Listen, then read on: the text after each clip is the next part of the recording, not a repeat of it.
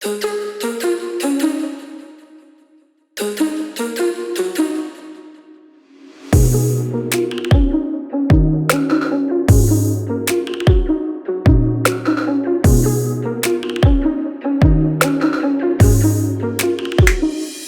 better.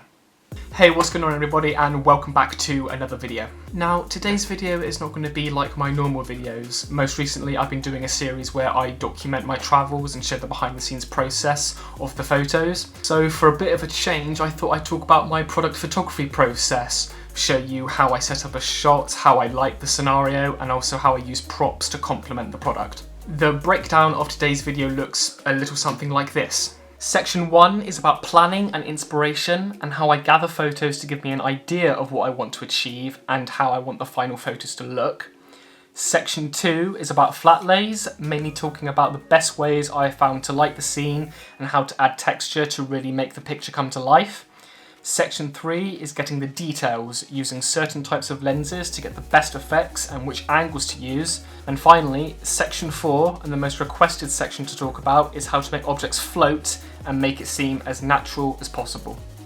As for the products I'll be using, I'd like to thank Mackinnon Watches for partnering with me. They sent me their new collection to play about with, great set of watches, and the pictures turned out great. So with all that out of the way, let's get into today's video.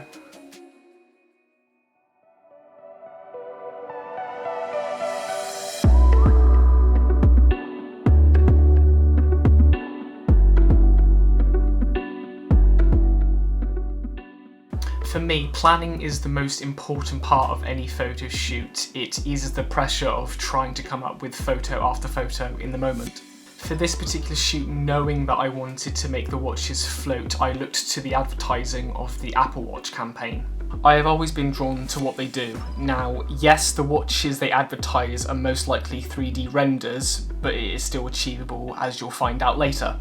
As well as that, I took to Instagram to check out what fellow photographers do when they approach watch photography. The likes of Ellis Reed, Sam East and Lloyd Evans will always stand out for me. With their work, or anyone's work for that matter, I'm looking at the tones they use, the lighting and the layout. Not only for inspiration and getting a good starting point, but also what I could do differently and make these pictures my own. Once my inspiration is collected, I start sketching out ideas for the shots and come up with vague ideas for how the watches should be placed and what surrounds it.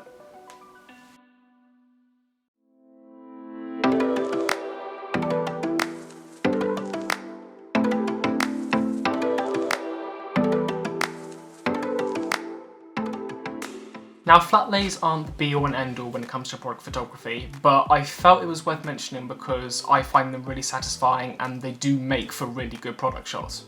If we talk about my setup and what works for me, I use my desk with a softbox to the side on a C-stand. You don't have to use a softbox. For years, I used my dining room table downstairs with a window next to it as it gives you that natural look, but I'm starting to experiment more with the studio look. But again, not essential, just make sure you have a good source of light. Next, I set up another C-stand with a pivoting arm on top that screws into the bottom of my camera. Again, not essential. I used to use a tripod that inverted itself. Only issue is you could see the legs when shooting wide, but for more close-up shots, it's not a problem. I'll have all the equipment I use linked in the description below.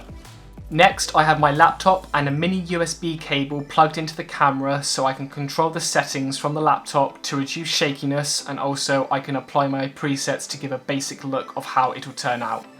I do all this through Lightroom. All you do is go to File, Tethered Capture, name your shoot, and you get all your settings. You can't see the photo until it's taken, but I still have the screen on the camera to see what's going on. Finally, I put down the background I'm working on. Most of the time it's just mounting board with a few scratches on it, hook up the lights, and we have something like this. Not that complicated of a setup. I have had a flash to the side in the past, but wasn't needed for this particular shoot. So all that's left is to set up the products. For this particular watch and the leather strap, I just used an old pencil case that had similar colours and complemented the watch well. Positioned it at a slight angle to follow the lines of the case, took a few shots to make sure the lighting was correct. It's not always, so you might have to move it about a bit, but once I was happy, this was my first shot. Now, although I was happy, it felt it lacked something, so I just went outside and got a stick, shaved off some of the bark over the top and let it fall by itself, and for me, that's what brought it all together.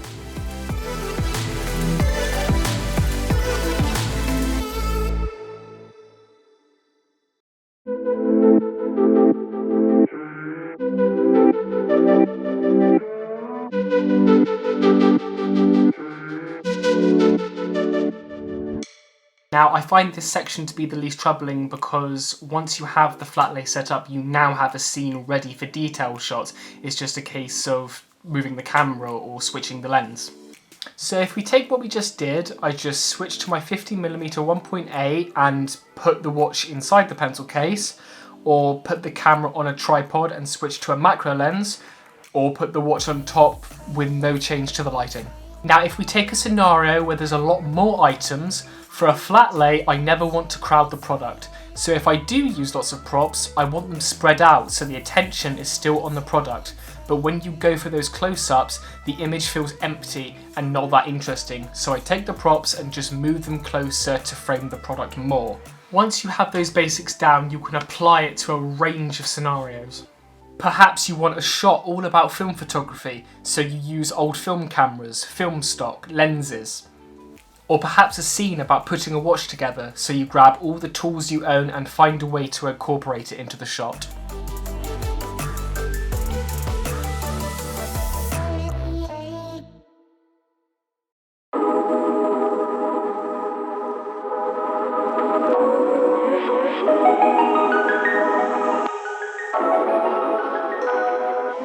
For this final section, I want to talk about making objects appear to be floating. Now, it does take a while to get it right, and it's more about what you do after in the editing process. For this particular photo, I wanted to recreate this shot from Apple where the watches start off closed and open up one by one. For this, I used a C-stand and hung the watches from it using string, but before that I made sure to set up my shot and get a clean plate so that if anything goes wrong in post, I can always come back to it.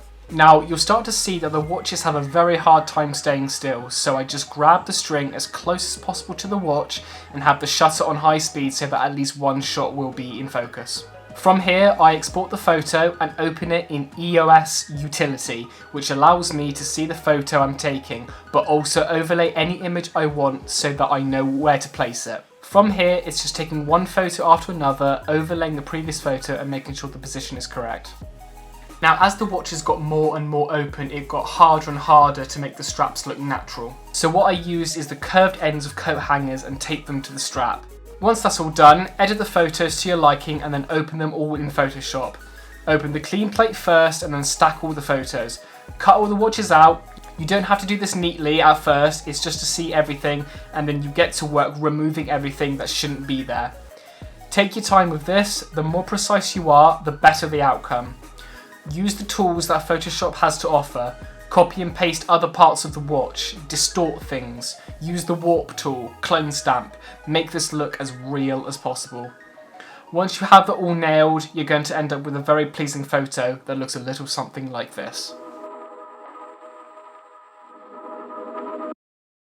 Well, that's about it from me today. 4 tricks to help you improve your product photography, and I hope I've been of some help today. Let me know if there's any more videos you want to see from me. It would be great to push more content. Enjoy the rest of your day and see you in the next one. Cheers, guys.